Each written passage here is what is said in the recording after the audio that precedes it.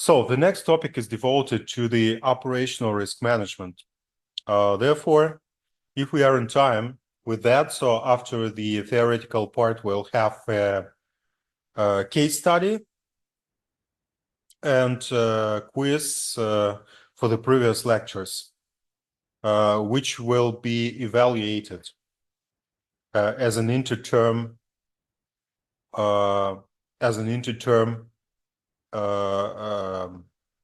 understanding of the course. So first of all, let's get back to the Barings Bank collapse. Therefore, let's get back to the 1995, when the financial world was rocked by the collapse of Barings Bank. And let's consider this study as a perfect illustration of operational risk in action. Therefore, I would like to highlight the role of Nick Leeson, here a trader in Barings Singapore office, because his unauthorized actions were at the heart of this scandal.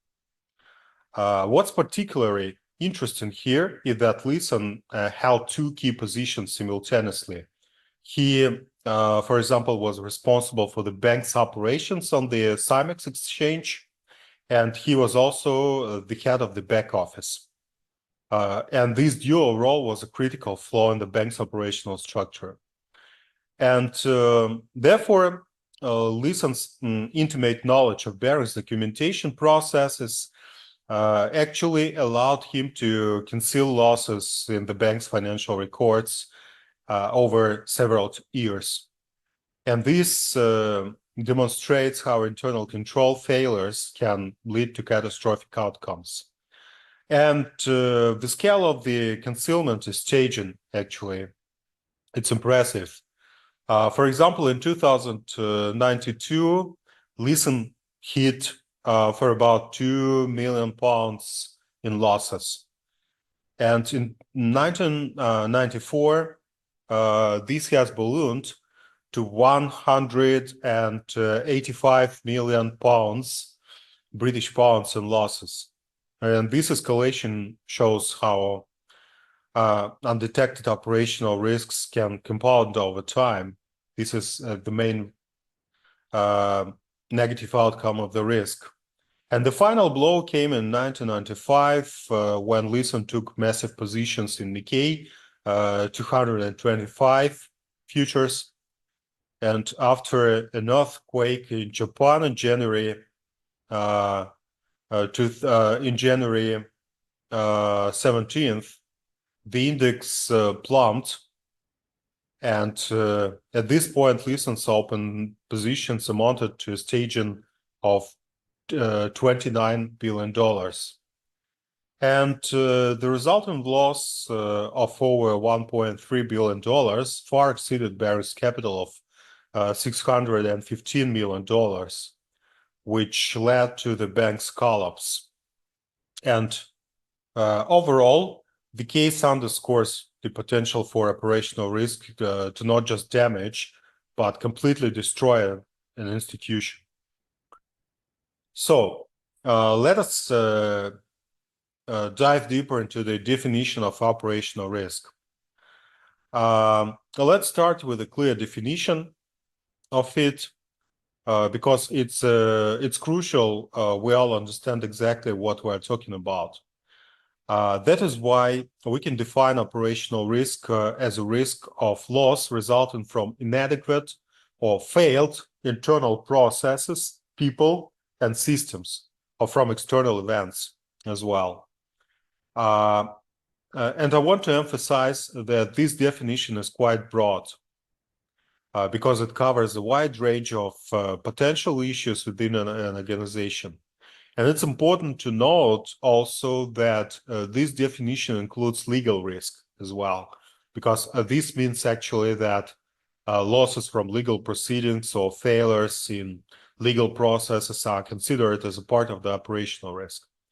However, and this is a key point, the definition excludes strategic or business risk, and it also excludes reputational risk here, because these are separate categories that we need to manage differently. Okay, let's go on. So now we've defined operational risk. So after that, let's look at at its potential causes, because understanding of that is crucial for effective risk management as well.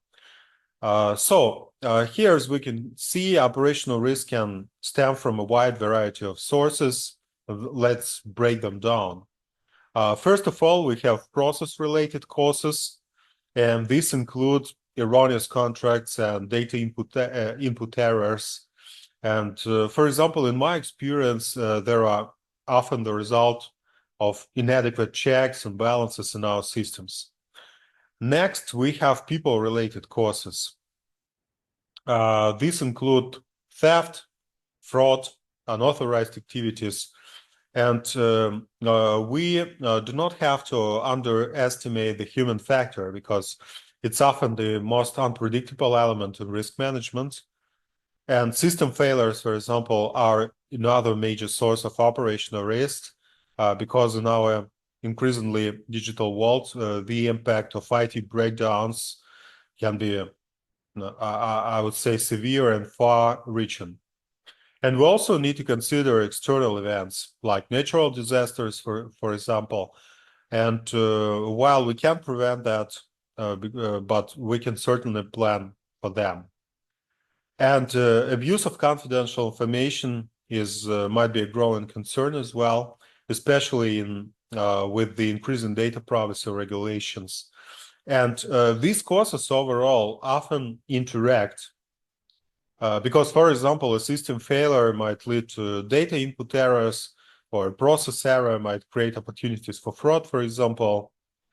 So I found actually that the most damaging operational risk events often involve multiple causes. Indeed, it's rarely just one thing that goes wrong. So the next slide. Now let's talk about why effective operational risk management is so crucial for the banks. As the quote on the slide states, so operational risks are a major source of financial loss in the banking sector, and therefore this isn't just a theory, because I've seen, for example, this plays out in real-world scenarios time and time again. However, and this is a key, improved management of these risks actually doesn't just reduce losses, it can, I would say, actually create opportunities for the bank as well. For example, if we look at this at the balance scale, on one side, we have significant losses, for example, and these are the potential downsides or poor operational risk management. But on the other side, we have potential benefits. And this is what excites me about the field, the opportunity to not just prevent losses, but to actively improve our operations. Because in the banking environment, it is usually and constantly changing. And as it is indicated, for example, this dynamic nature of the balance sheet makes operational risk management both challenging and critical. And as to my opinion, banks that excel at operational risk management often gain a competitive edge. They are more resilient, for example, more efficient, and they are better prepared for unexpected events. The next slide. So here, let's go into the broader context of operational risk management, because it's not, I would say, it's not just about internal processes. We need to consider here the wider market environment, the regulatory landscape. For example, infrastructure and technology are key factors, because as banks become more digitized, and the nature of operational risk is evolving rapidly, actually, because the speed of which we bring new products to market and exit old ones is increasing all the time. And this creates new operational challenges that we need to be prepared for. And now, for example, I have observed actually a significant increase in the complexity of banking operations over the years. And this complexity often leads to new and unexpected operational risks, for sure. For example, IT system failures pose a particularly high level of risk in modern banking, a very high level of risk, I would say. A single outage, for example, can have far-reaching consequences. And we also facing usually increasing cost and expensive-based pressures, because these can sometimes lead to corners being cut on the risk management. This is really dangerous practice, or might be a dangerous practice. And therefore, regulatory requirements for international banks and so-called systemically important financial institutions are really becoming more stringent. For example, staying compliant is an operational risk challenge in itself, or might be an operational risk challenge in itself. There are several examples of the operational risk losses. Let's explore them. So, for example, take the money laundering case with HSBC. This really resulted in a staggering $1.9 billion fine, and this is treated as operational risk consequence. It's really a very good example of how operational failures can lead to compliance issues, for example, reputational damage. Then we can consider a 6.2 London while trading loss at JP Morgan Chase. Therefore, this was primarily a market risk event, but it was enabled by operational failures in risk management and oversight. And we can look at the loss of the Bank of America for selling toxic mortgage-backed securities, which is another case, for example, where operational failures in due diligence and risk assessment in particular led to credit risk issues. And for example, if we look at the UBS, so we can see another loss due to unauthorized trading, and this is a classic example of operational risk directly causing financial losses. And overall, these cases illustrate a key point, that is, operational risk doesn't exist in isolation. Therefore, it's deeply interconnected with market risk, credit risk, compliance risk, and even reputational risk. Because, for example, in my experience, the most devastating risk events often involve these interdependencies, I would say. Because a small operational failure, can cascade into a major crisis, for example, across multiple risk categories. Because we have to manage, finally, the operational risk by means of the holistic approach to risk management. It is really crucial here. So I can see several questions. Could you suggest, please, can we reschedule the quiz for the next lesson? We were not warned and do not remember all the lectures hard. I'm afraid our results will be worse than satisfactory. I agree with Maria. Can we please postpone the test quiz so we could have some time for preparation? Yes, we can postpone it, actually. So I have to see to our schedule. Please give me 1 minute, please, because we have to conduct a couple of quizzes, actually. And do we really have time for that? Because I guess that the next lecture will be final one. Just a second. Yeah, the next lecture will be final. Therefore, let's do the following. If we have time today, let's try to to conduct this quiz, for example, but if the results will be worse than expected, I will not put into the evaluation. So, but the next quiz at the end of the next lecture will be evaluated for sure. So let's do this thing if we have time during today's lecture. Sorry. Okay, let's get back to the lecture. Do you see the presentation, or do you hear me well? Yeah, great. So let's go on to the next slide.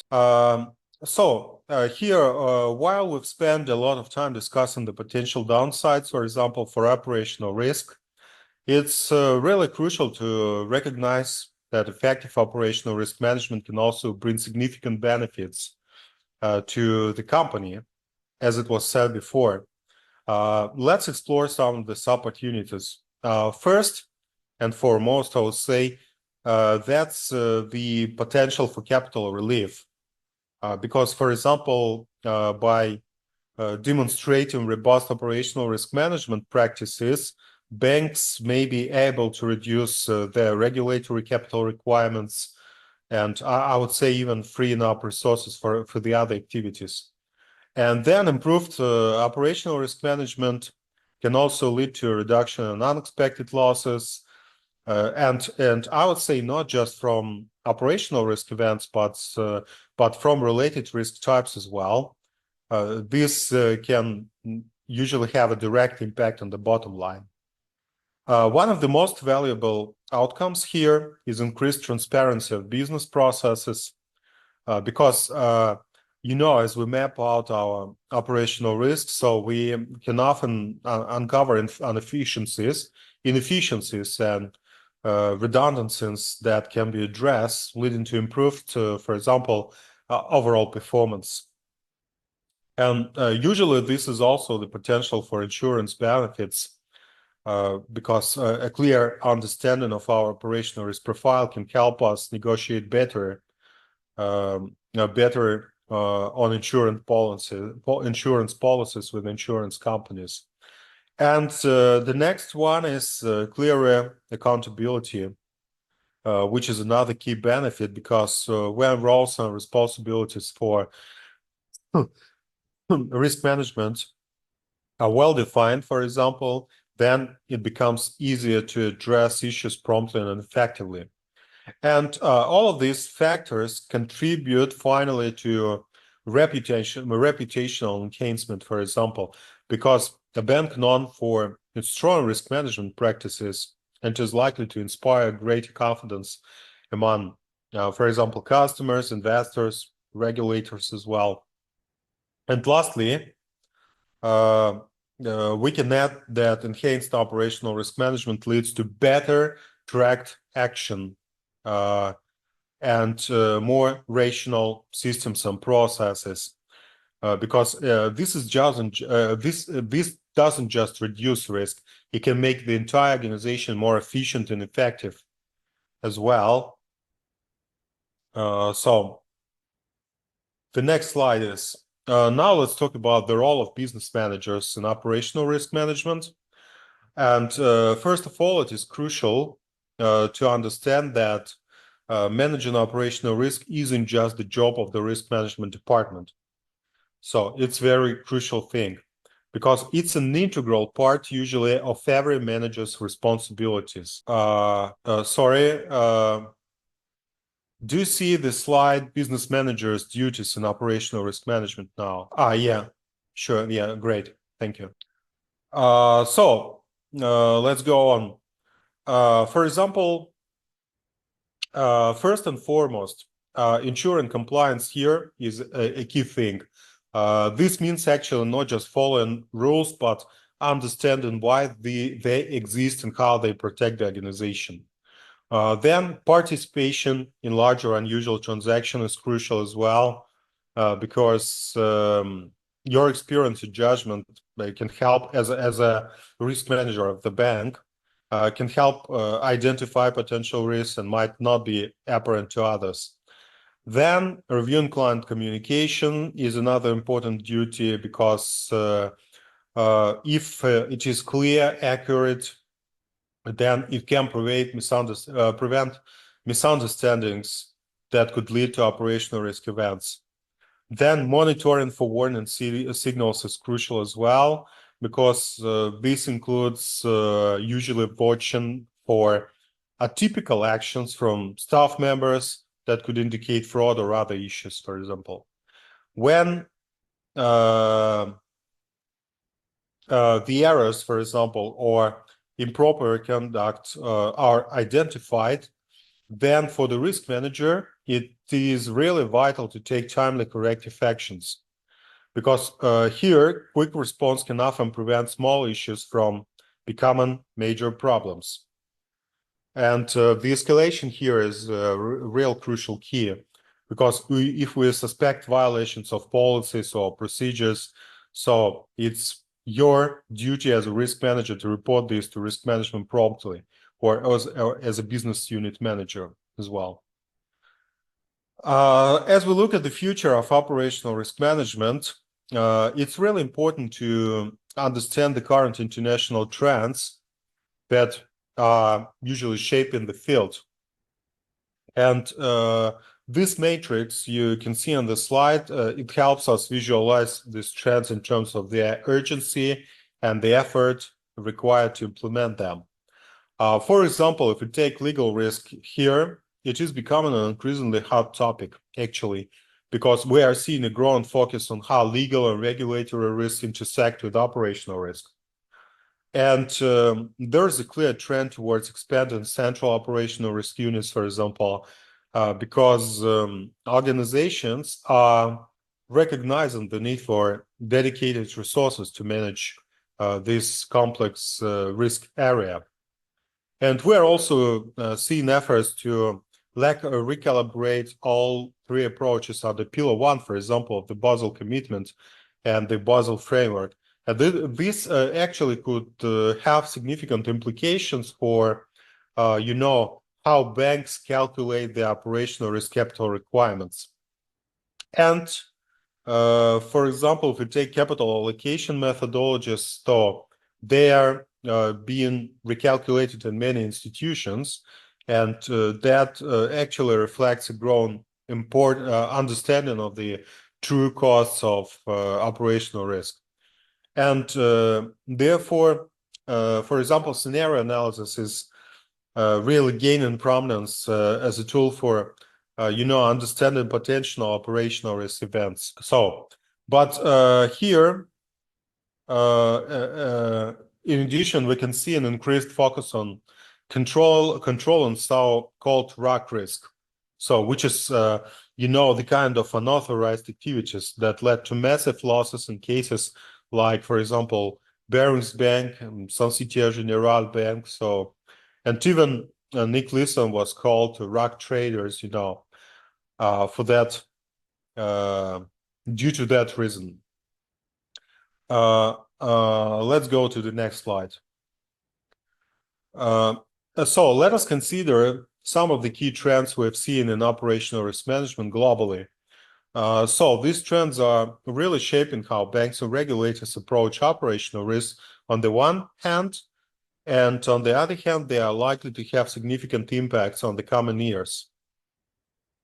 First of all, we are seeing regulatory authorities in multiple countries. Those request premiums of up to 50% on advanced measurement approach, or AMA capital, because this suggests actually a growing concern that current models may not be fully capturing operational risk exposure. Then, what about the large banks? So large banks are investing more resources in operational risk management and enhanced controlling, because this includes actually expanding central operational risk units and establishing larger management teams dedicated to this area. And in Europe, for example, there's significant anticipation around changes demanded by the Financial Stability Board, or FSB, which is a regulatory body of the European Union. And this is likely that we'll see similar enhancements to the operational risk regulations from the Central Bank of Russia, for example. And even banks not using the AMA approach, they are now being urged to create more sophisticated models for Pillar 2 capital calculations rather than, relying on the basic indicator approach or standardized approach. So, and overall, finally, we can say that these trends really highlight the growing importance of the operational risk management, especially in the eyes of both banks and regulators. We have to pay attention, particular attention to this.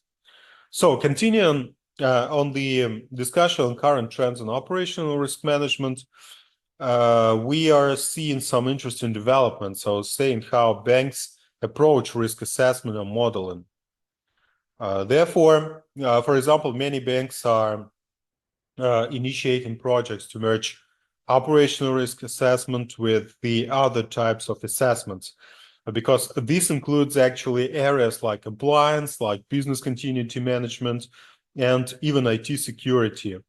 And this holistic approach usually recognizes the interconnected nature of these risk areas even. For example, scenario analysis are evolving because we are seeing a more advanced move towards what's being called 2.0 stage scenario analysis, because this is likely involves more sophisticated modeling techniques and broader consideration of potential risk events. So, as we transition to discussing specific methodologies for operational risk management, so I think I believe it's really crucial to understand that effective management starts within awareness. So therefore, in the coming slides, we'll try to explore various aspects of operational risk methodology. This includes how we identify risk, assess potential impact of the operational risk, develop response measures, and implement ongoing controls, for example. The next slide. Now let's talk about the consequences of operational risk events, because it is really important. First of all, let's consider where these risks come from. For example, unlike market or credit risk, operational risk aren't tied to any specific product or activity within the bank.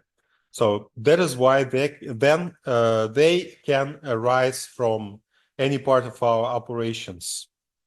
It's also worth noting here that operational risks aren't just typically factored into the cost of our products by default, comparing it to the liquidity risk or interest rate risk, for example. And this actually means that when operational risk events occur, they can have a direct and unexpected impact on our bottom line, not on a particular operation, but on the overall bottom line.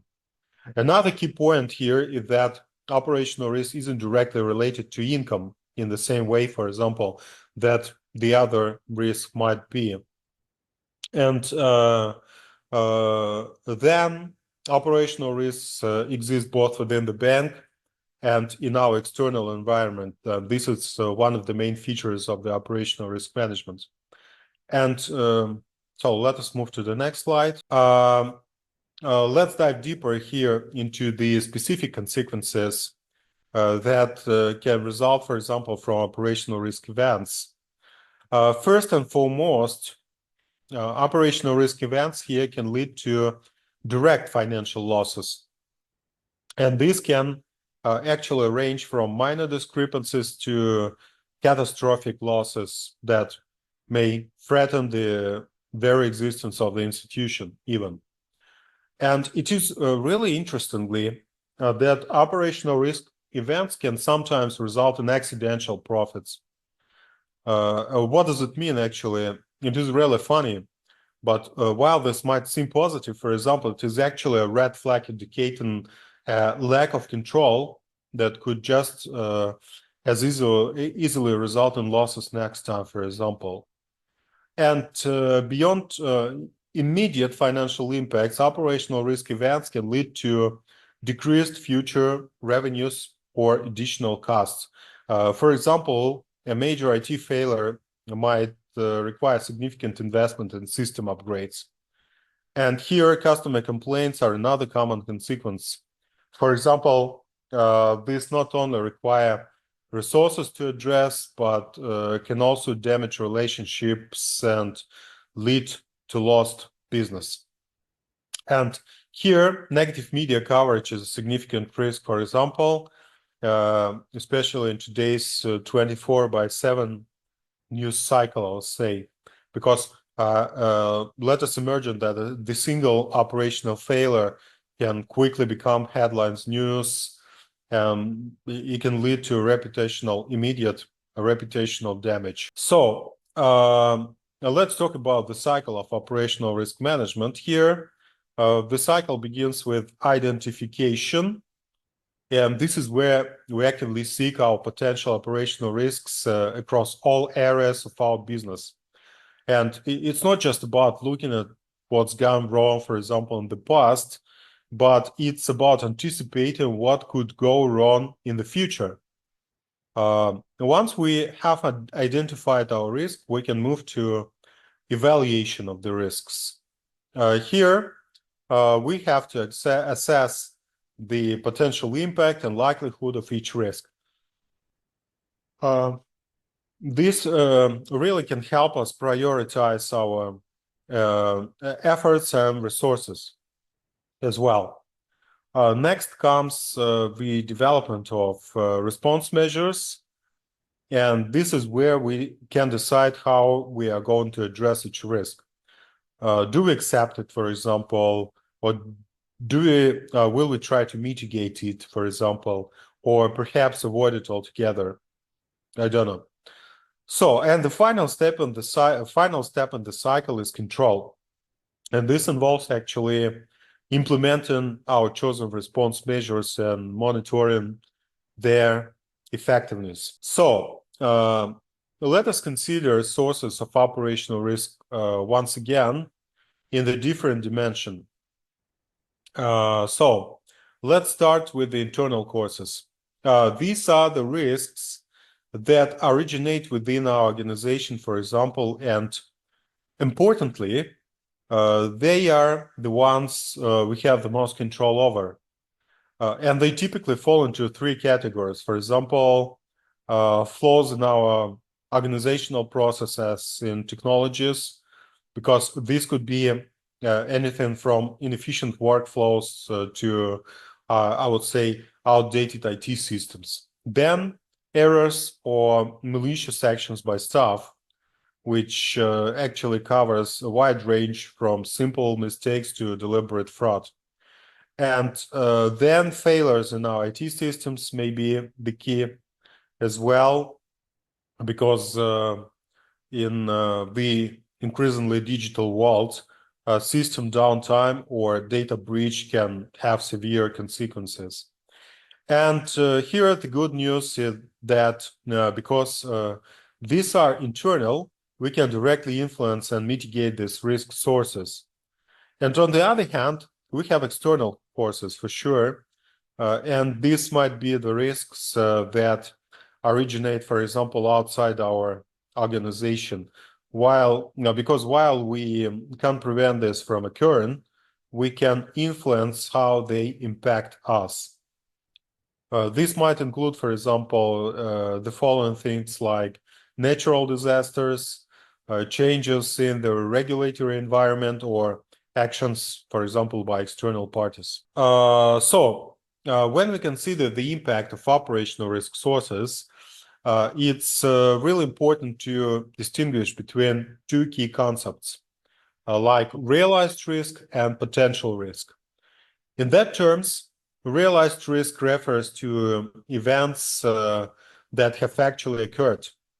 These are, for example, operational failures or incidents that have already happened and had a tangible impact on our organization. For example, a system outage that, for example, disrupted our service for several hours would be a realized risk.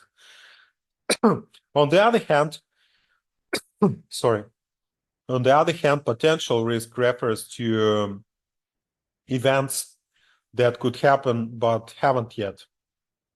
And this is a difference. And these are the what ifs analysis examples, because, for example, it is that we need to anticipate and prepare for. For instance, the possibility of cyber attack is a potential risk for most organizations. Let's move to the monitoring and reporting, which is a crucial one as well. Just a sec. Sorry, let's go on. First of all, let's dive into the three primary methods we can use, for example, for monitoring operational risk, which are, first of all, risk self-assessment, or RSA, then key risk indicators, and key control indicators, KCI. First of all, risk self-assessment, or RSA, is a bottom-up approach where, for example, business units evaluate their own operational risk. It's really a powerful tool because it leverages the detailed knowledge, which is due to those clauses, for example, consideration of the processes. Then key risk indicators are quantitative measures that usually give us early warning signals about our risk exposure. And they usually help us, for example, track risk levels over time and even alert us when risks are increasing. And finally, key control indicators. They usually focus on the effectiveness of our control measures, and they usually help us ensure that our risk mitigation strategies are working as intended. Let's consider in more detailed way the risk self-assessment process. Therefore, the key strength of RSA is that it leverages the knowledge of those who are closest to the day-to-day operations, so the business managers. And overall, these individuals often have the best understanding, I would say, of what potential risks lie. And our RSA template, for example, the RSA template of the bank is usually designed to guide business units through comprehensive risk assessment processes. And it usually covers several key areas like risk identification, risk assessment, control identification and assessment, and key RI and key CI indicators, for example, mitigation actions, and so on. So let's turn our attention to the key risk indicators, or key RIs, because these are quantitative measures that we use usually to monitor our operational risk exposure over time. And key RIs serve several important purposes. Like, for example, they help us assess our current risk level, compare it to what we consider acceptable, for example, identify trouble areas, and even prevent potential losses by triggering mitigation actions when necessary. One of the key characteristics of effective key RIs is that they are linked actually to specific risks. For example, they should give an insight into the level of a particular risk and how that risk is changing over time. And this is the key importance of this measure. Then, what are the key characteristics of key RIs? First of all, one of the key characteristics is that key RIs are easy to measure and can be compared across different business units. Another important characteristic is that it is single KRI that can monitor multiple risk events. For example, I would say given a more holistic view of risk measurement overall over the bank. And the final one is that KRIs also serve as indicators of the overall risk level or changes in risk over time. And that usually helps the organization, the bank, for example, to stay on top of emerging risks. So let's look briefly at some specific KRIs we can use.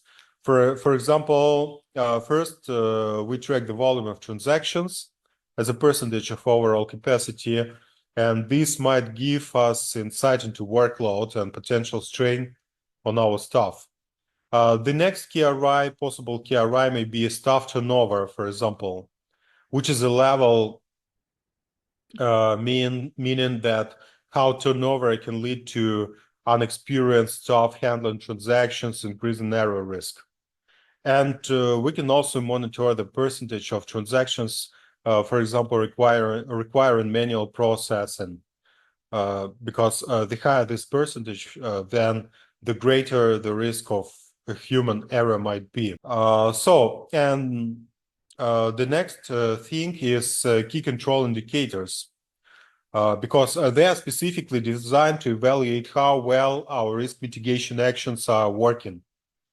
And they usually can help us answer the question, what our controls or are our controls effective? The primary aim of KCI here is twofold. So first of all, to limit the impact of events when they occur, and secondly, to decrease the probability of these events happening in the first place. We can skip that. Okay, now let's go for the break for 10 minutes before we move to the next slides. Therefore, we can have a break until 15 o'clock. Well, let's get back. Do you see the presentation? Do you hear me well? Yeah, great. When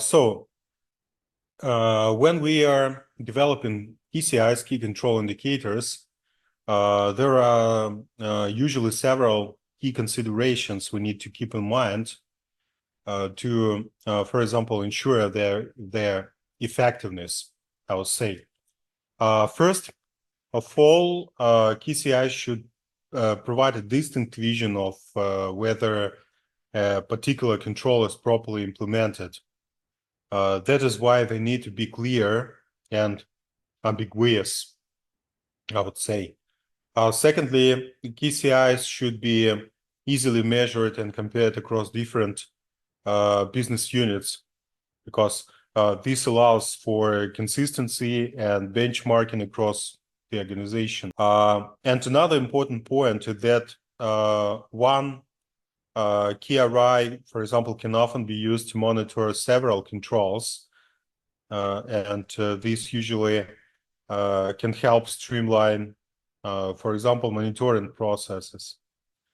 And for example, in my experience, it is really crucial to involve both risk management experts and business unit leaders when identifying KCIs, because this usually ensures they are both technically sound and practically applicable. Now let's walk through a practical example of how we can identify appropriate KCIs. For example, we will use the risk of theft committed by cashiers in this scenario. And first of all, we identify the risk. In this case, theft by cashiers, for example. This is a really classic operational risk that may retail banks face. And next, we consider the control mechanism. And here we have implemented training aimed, for example, at fraud management to this is some kind of the preventive control measure. Then we need to identify KCIs that will tell us, for example, if this control is effective, and we can choose among the following. For example, the percentage of personnel that underwent training, first of all, then, for example, training frequency, and finally, comments on the helpfulness of training, for example. And overall, these KCIs give us a comprehensive view, because we're not just tracking completion rates, but also how often we're training and whether staff find it useful. This is an example of the operational risk loss report. So this report is broken down into 4 main categories: actual losses, indirect losses, potential losses, for example, and near-miss losses. And each of these items provides valuable insights. Looking at the data, we can see that actual losses in year 2, for example, totaled 404, with 65, almost 65 related to credit risk. This is lower than during the year 1. And interestingly, that our potential losses, for example, in year 2 were significantly higher compared to year 1, because this could indicate increased risk exposure, or, for example, improved risk identification process even. And here you can see that near-miss losses show a dramatic decrease from year 1 to year 2. Then we can break down this report into the by the type of events.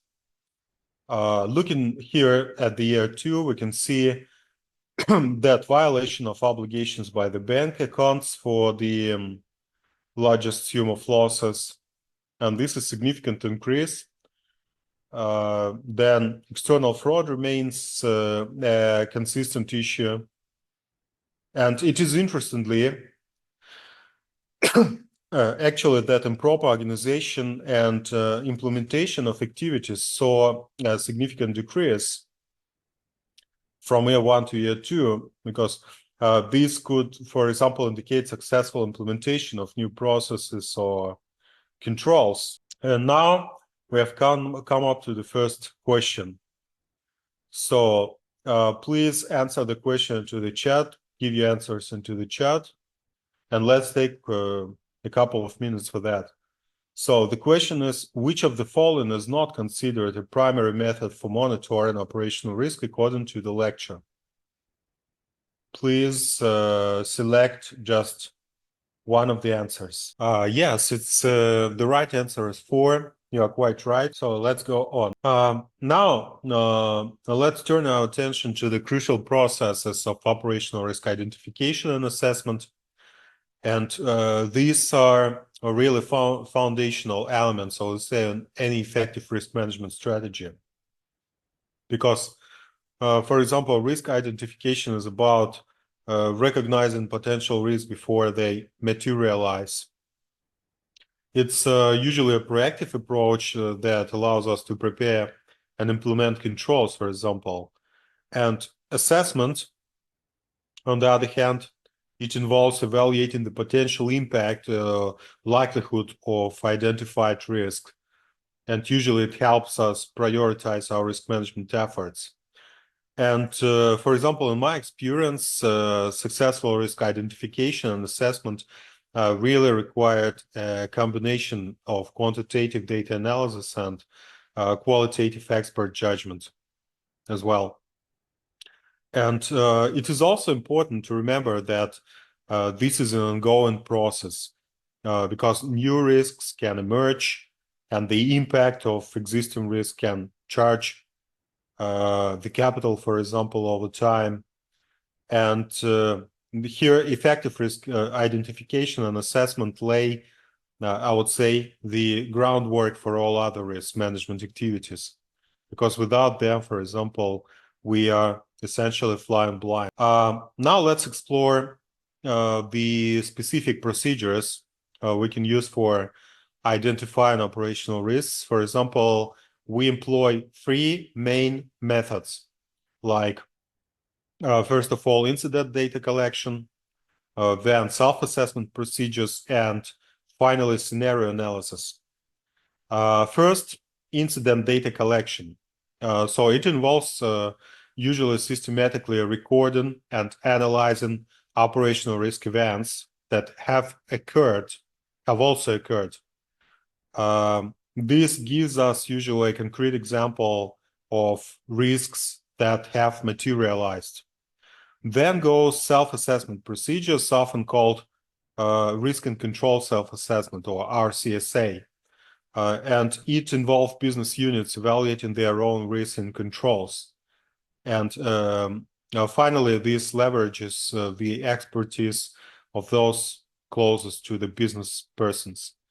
And finally, scenario analysis involves imagining potential future risk events and imagining their impacts, because this usually helps us prepare for high impact, low probability events, and they that may not be captured by historical data, for example. And for sure, in my experience and in my opinion, using all these methods in combination provides usually the most comprehensive view of our operational risk landscape. So let's consider the major steps in collecting operational risk data then. So the process begins with incident detection. This could come from various sources like employee reports, customer complaints, or automated alerts from, for example, our systems. And once detected, we have to move to risk identification, because this involves categorizing and of those incidents for sure, and understanding its nature and potential impact. Next, we register the incident in our database. This step is really crucial for building our historical data because which informs future risk assessment. And the information is then used for management purposes. For example, this can involve immediate corrective action or longer-term strategy adjustments. And we also incorporate external sources of information. For example, industry reports, regulatory notices, news about incidents of other institutions. They all provide valuable context. What are the main stages of risk identification and assessment? First of all, when risk materializes into an actual incident, we follow a structured process of to identify, assess, and manage it. And first of all, it starts with the risk identification and incident reporting, and this is where the event is first recognized and brought to attention. Next, we record the incident in our systems. Then we investigate the causes and circumstances. Then we determine if this is a part of the pattern or is an isolated incident. And after that, we report the identified issue to relevant stakeholders, usually. And here, based on our findings, we can develop risk consequence management strategy. Now let's discuss the risk control self-assessment process. First of all, the RCSA process begins with analysis, which usually involves understanding the business processes and the environment they operate in. Next, we move to identification and assessment of risks. Here, we're usually looking at what could go wrong and how severe the impact could be, for example. Then we identify the most significant risks. So, and for the significant risk, we usually identify existing controls that those answer the question, what measures do we already have in place, for example, to mitigate these risks. And after evaluating controls, we usually assess the residual risk, which is the risk remains after considering our existing controls. And used or based on this assessment, we usually develop an action plan. Here, the risk and control self-assessment is a collaborative effort, usually involving multiple stakeholders across the organization. So we can start discussing that.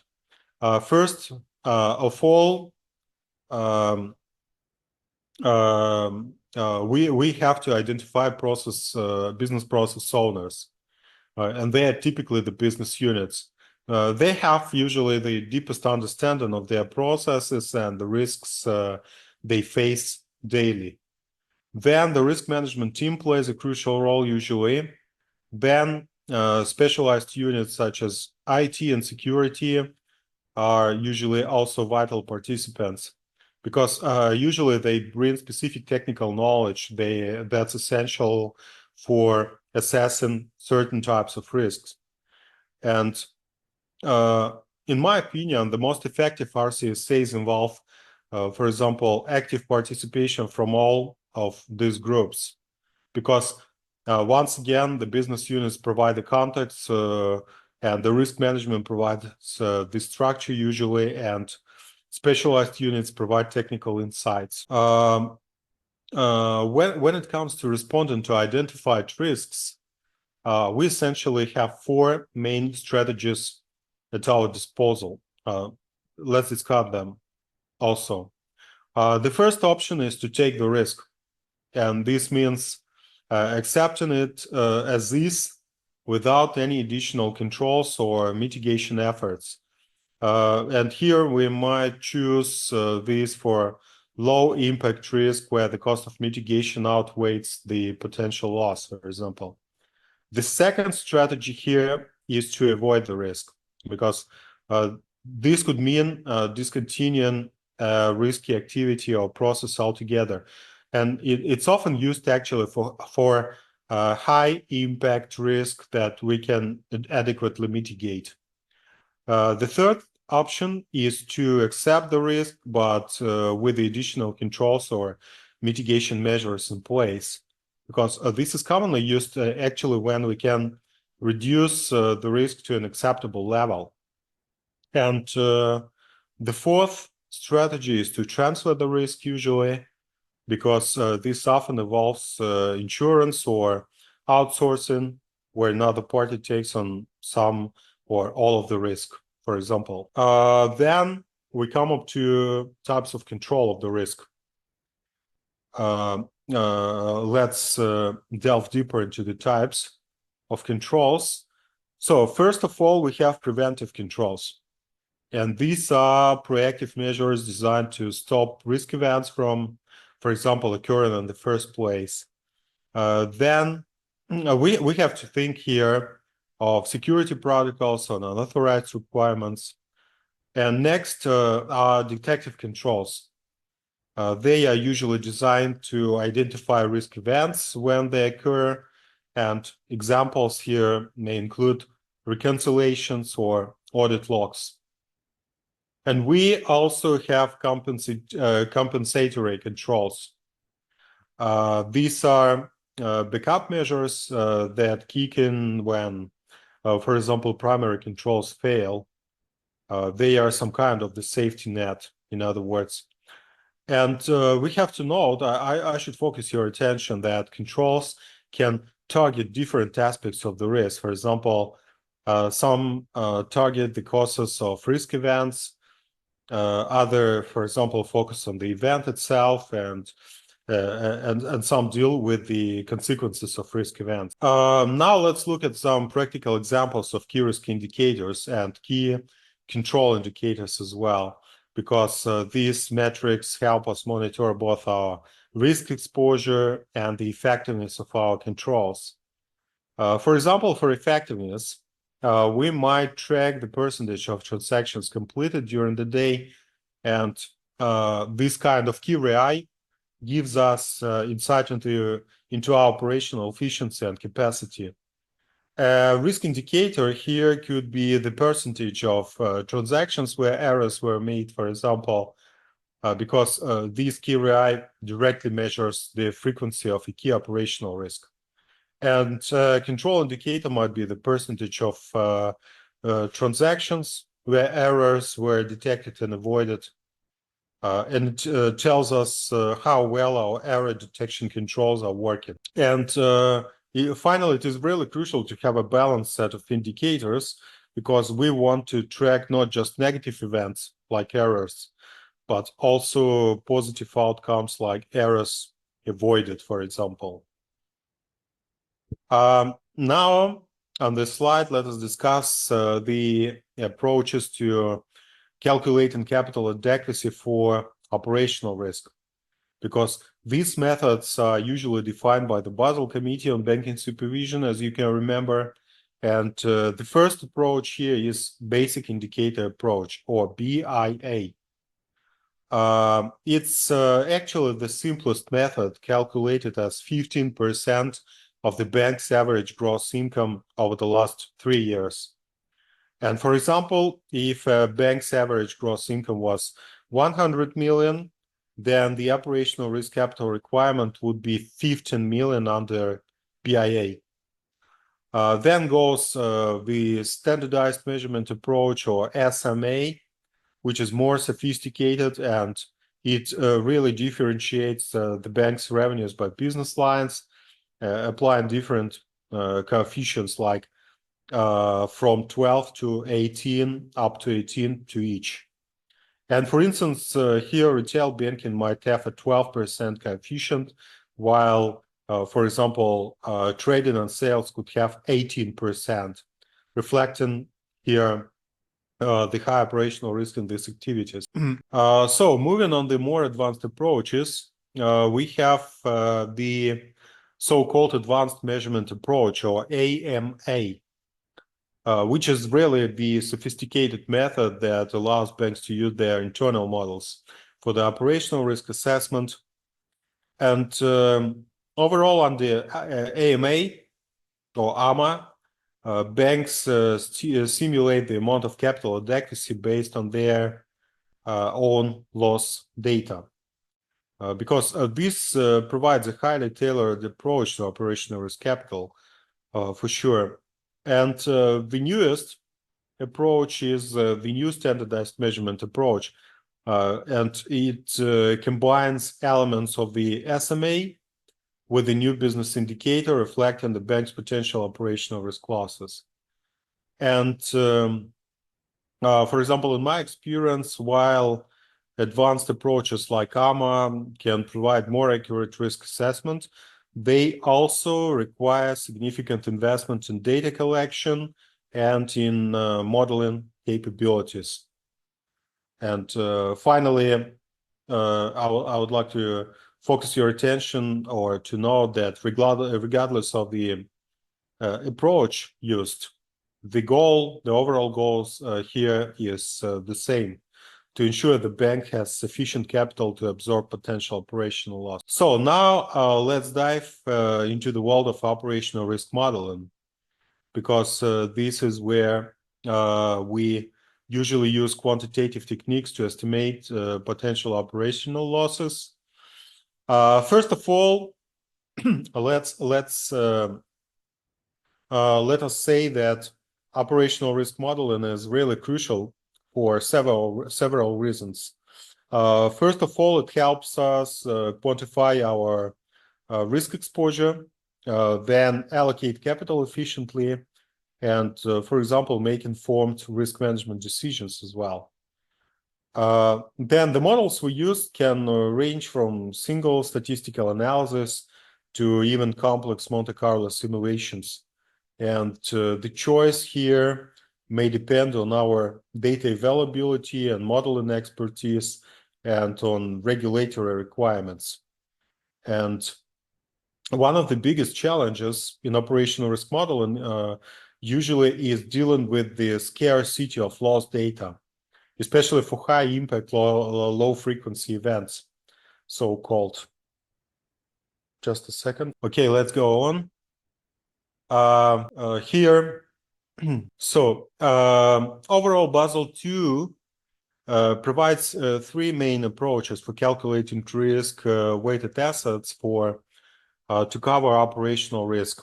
Let's briefly review each of these.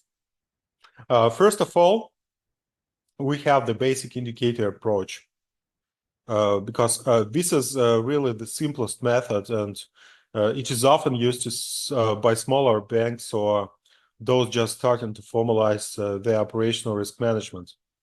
Next is standardized approach because this method is more risk sensitive than BIA or BIA, and it is used usually by many medium-sized banks. And finally, we have an advanced measurement approach, and this is the most sophisticated method, and it is typically used by large internationally active banks. And the choice between these approaches often depends on the bank size, on the complexity, and on the risk management maturity. First of all, the basic indicator approach is the simplest method for calculating operational risk capital under Basel II, for example, and Basel III as well. And under BIA, the capital requirement is set at 15% of the bank's average net interest and non-interest income as well over the past 3 years. For example, if a bank's average annual income over, say, 3 years is $100 million, then its operational risk capital requirement would be $15 million multiplied by 15%. And the main advantage of the BIA is its simplicity, for sure, because it requires minimal data and it is easy to implement. But however, BIA has a few limitations. First of all, it doesn't differentiate between banks with different risk profiles or risk management practices. And while BIA can be good starting point for smaller banks, then it often results in higher capital requirements compared to more risk-sensitive approaches. Then goes the standardized approach, or STA, which is a step up from BIA in terms of risk sensitivity. Here, on the STA, banks' activities are divided into 8 business lines, each with the different risk weight between 12 up to 18%. For example, retail banking might have a 12%, while trading and sales could have 15% weight, for example. And STA also requires a basic level of operational risk management. Here, banks usually need to have a dedicated risk management department, collect loss data, and produce regular reports. And usually, STA provides a more accurate reflection of the bank's operational risk profile compared to BIA, and especially for the banks with diverse business activities. And the advanced measurement approach is the most sophisticated method for calculating operational risk capital under Basel II, because AMA allows banks to use their internal models to determine their operational risk capital requirements. For example, these models typically use 4 types of input data. Those are internal loss data, external loss data, scenario analysis, and also business environment and control factors. And here, the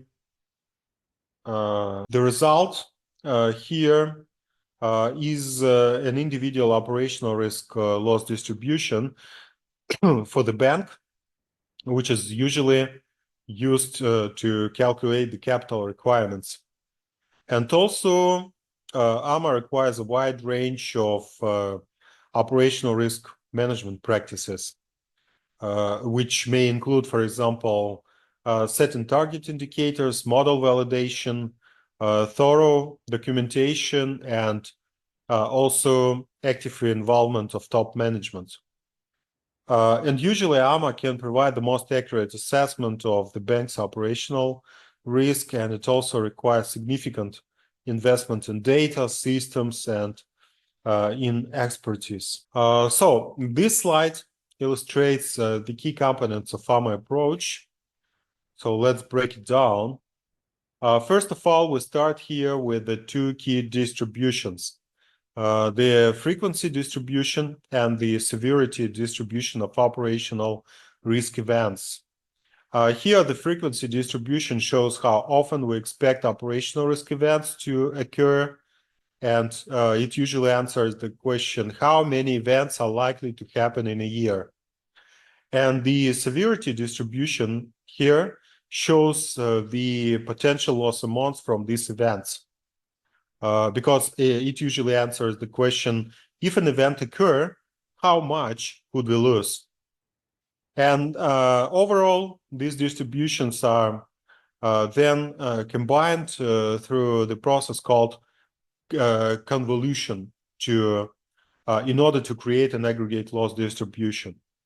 And from this aggregate distribution, we can derive our, for example, expected loss, and also unexpected loss, as these were defined before.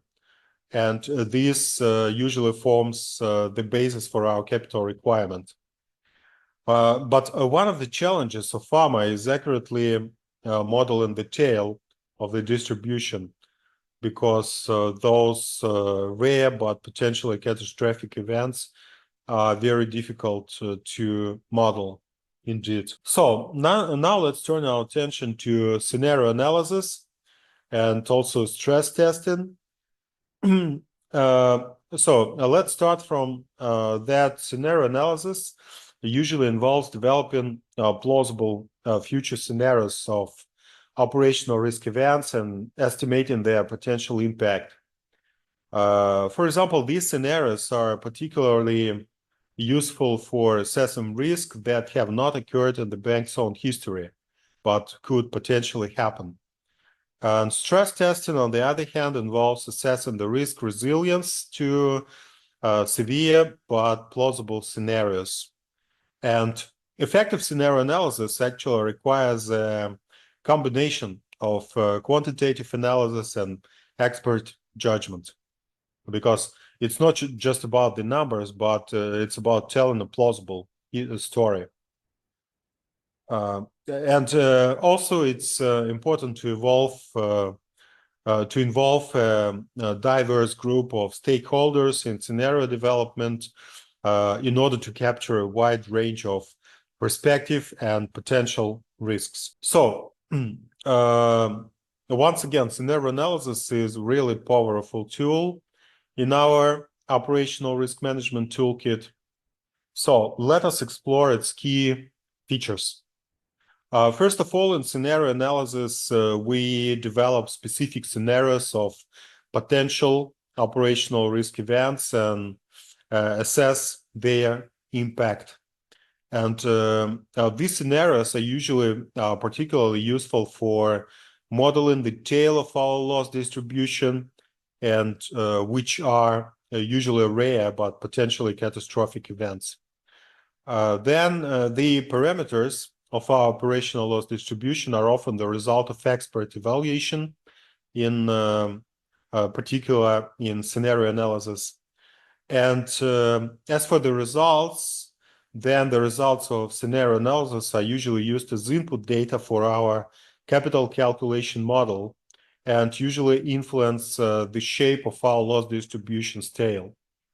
One of the challenges actually of scenario analysis is striking the right balance between, I would say, plausibility and severity of it. And I usually want scenarios that are severe enough to be meaningful, but not so extreme as to be unrealistic. And also, it is important to regularly review and update our scenarios as the risk landscape evolves.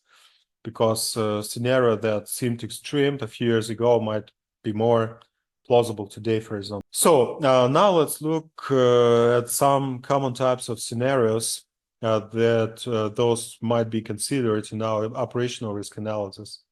For example, first of all, internal fraud scenarios might include employee theft or intentional misreporting of positions. Then external fraud would involve, for example, cyber attacks or identity theft. Then employment practices and workplace safety scenarios might also include discrimination lawsuits or workplace accidents. Then scenarios related to clients, products, and business practices, for example, could include mis-selling of products or breaches of fiduciary duty, for example.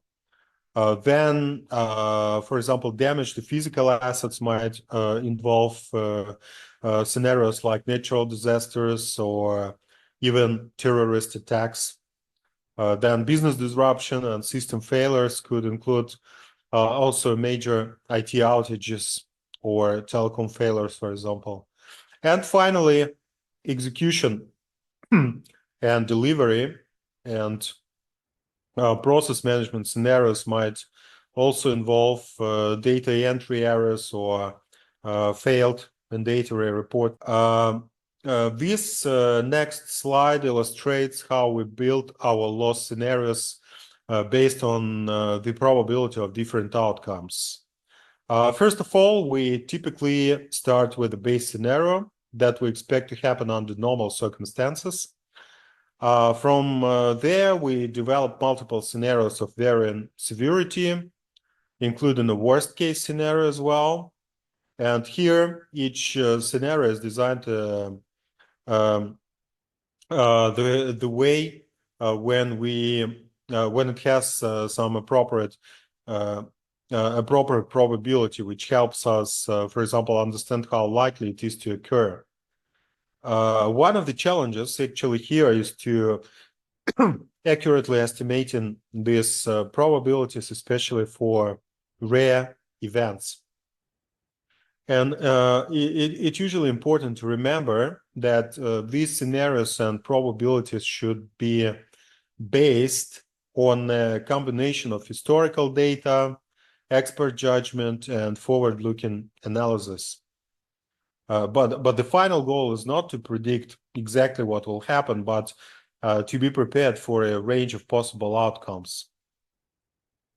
And the next slide shows how scenario analysis helps us model the tail of our loss distribution. Here, you can see on the left side of the distribution, which represents our expected losses and the operational risk events we anticipate and budget for. For example, the middle of the distribution represents unexpected losses, and those are the range of events that are more severe than our day-to-day expectations, but still within the realm of normal business operations. And the far right, or tail, represents catastrophic losses here, rare but extremely severe events. And here, scenario analysis is particularly useful for modeling this tail because, it helps us understand and quantify our exposure to these low probability but high impact events. And so the main thing here is getting this tail right because it is crucial for accurate capital modeling and for effective risk management as well. So there are a few types of scenarios we might consider in our operational risk analysis, and we have actually covered this before, but I think it's worth emphasizing their importance nowadays. And these categories align with the Basel II event types for operational risk, for example, because in practice, many significant operational risk events involve multiple categories. For example, cyber attack or external fraud might lead to system failures and even business disruption. And when developing scenarios, it is important to consider both standalone events and potential cascading events. And in my experience, for example, evolving subject matter experts from different areas of the bank is crucial for developing comprehensive and realistic scenarios here. So, creating scenarios for each event type we identified earlier is really important. Here we can start with broad scenario types like internal fraud, then cascade this down to more specific scenarios for different business units, to business lines and to central processes. And for each type here, we can develop multiple scenarios, including a worst case scenario, because this approach ensures we are considering operational risks comprehensively across our organization. And in my experience, also, it is important to strike a balance between having enough scenarios to cover our risk adequately and not having so many that the process becomes unmanageable. And you should remember also that scenario analysis is not just about compliance, because it's a valuable tool for understanding our risks and informing our risk management strategies also. So this slide is about the key parameters in scenario analysis, like probabilities of scenario occurring and the potential loss if it does not occur. First of all, we typically express these in percentiles. For example, we might say that at the 99th percentile, our losses could be $1.835 million. And this usually allows us to understand not just the severity of potential losses, but also how likely they are to occur. And one of the challenges here is usually accurately estimating these parameters, especially for rare, high-impact events, because it's really important to use here a combination of historical data, expert judgment, and forward-looking analysis when we determine these parameters. And you should remember also, I would say that these estimates aren't set in stone. So they should be regularly reviewed and updated based on the new information and on the changing circumstances. So the next slide is about the problem of insufficient internal data. First of all, many banks, especially smaller ones, may not have experienced significant operational risk events in all categories, for example. And this lack of data can lead to underestimation of potential risks, especially for rare but potentially catastrophic events. And here, scenario analysis can help to address these issues by allowing us to consider potential events that haven't occurred in our own history. And it's really crucial to supplement our internal data with external data and expert judgment when developing these kind of scenarios. And you should remember here that the goal of scenario analysis isn't to predict the future exactly, but to broaden our perspective on potential risks and improve our preparedness.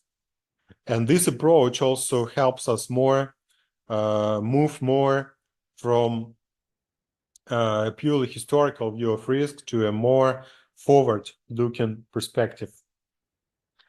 And the solution is in using external incident data here, because external data can provide insights into events that they haven't occurred in our, for example, in our company, in our history, but have happened to other banks and in the other industries.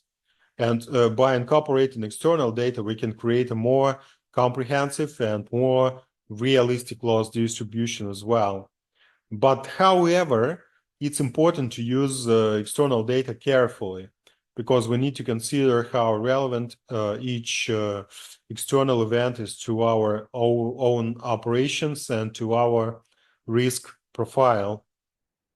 And here, one of the problems may be in scaling these external losses data appropriately to reflect our own size and our own risk exposure. Because here, the goal isn't just to blindly include all external data, but to use it judiciously to improve our understanding of potential risks. So in this approach finally can be particularly valuable for modeling the tail of our loss distribution for example, those rare but potentially catastrophic events.